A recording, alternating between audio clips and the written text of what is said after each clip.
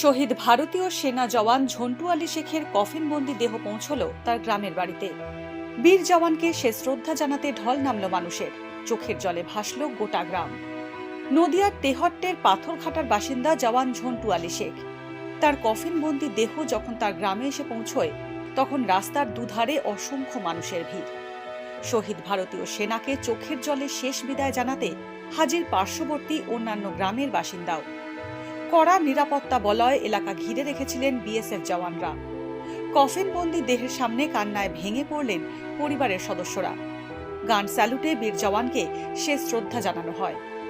পরিবার সহ গোটা গ্রামের সকলের একটাই দাবি, বদলা চাই। বৃহস্পতিবার সকালে উধামপুরের ডুডু বসন্তগড় এলাকায় ভারতীয় সেনার তরফে যে তল্লাশি অভিযান শুরু হয়, তাতে ছিলেন ঝন্টু আলী শেখ। সেনাদের লক্ষ্য করে গুলি চালায় জঙ্গিরা। ভারতীয় সেনা ও জম্মু কাশ্মীর পুলিশের যৌথ বাহিনীর মধ্যে শুরু হয় গুলির লড়াই। দুপক্ষের গুলির লড়াইয়ের সময় প্রাণ যায় ঝন্টু আলী শেখের।